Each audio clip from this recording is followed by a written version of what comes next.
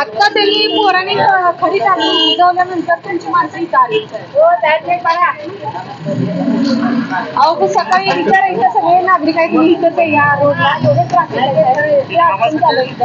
ही 4 दिवसाखाली वारीचा सीझन आहे म्हणल्यावर 2 दिवसाखाली खड्डा बुजवायची जबाबदारी तुमची नाही का?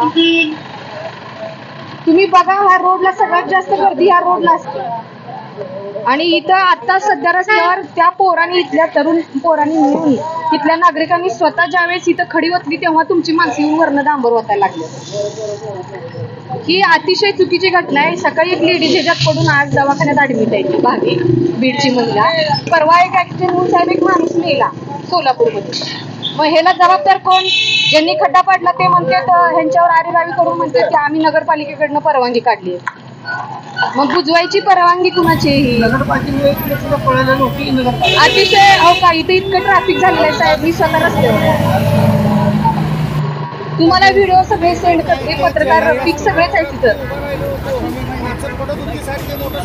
हो, पण नगरपालिकेत मी आता आलेत माणसं, एवढं ट्रॅफिक झालं. ही लोकांची हेळसांड नाहीये का भाविकांची? सांगा तुम्ही जातीने या गोष्टीकडे लक्ष ठेवा. हे काम बेले साहेबांचं आहे. बेले साहेबांची जबाबदारी होती की ज्या दिवशी खड्डा पाडला, इथलं काम झालं त्या दिवशी किंवा संध्याकाळी तो खड्डा बुजवला गेला पाहिजे होता.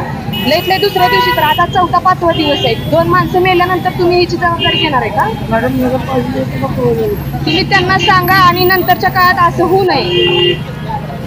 आणि सगळ्यात महत्वाचा मुद्दा म्हणजे हा वारीचा काळ चालू आहे साहेब. एवढी गर्दी, एवढं ट्रॅफिक असताना सुद्धा आता सध्या रस्त्यावर जायला जागा नाही. हे लोक खड्डा बुजवायला आता आलेत, ते पण आणि माती टाकल्यानंतर.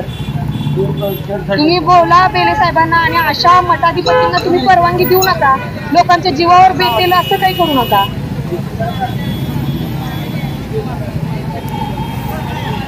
इतर राहणारा समाज तुम्ही बघितला, ही बागवान मोहल्ला आरामदायी सरकारच्या शेजारचा भाग बघितला तर सगळे लोक रस्त्याच्या शेजारीच राहतात. लहान मुलं आहेत, एखाद्याचा जीव धोक्यात यावा इतपत तर आपण असलं हे करू नये.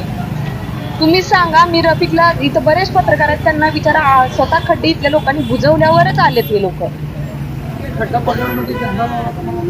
तुम्ही जातीनं लक्ष घाला. अपेक्षा आहेत लोकांच्या तुमच्याकडनं. आणि ते बेले साहेबांना बोला परत ही चूक अशी परत होऊ नये.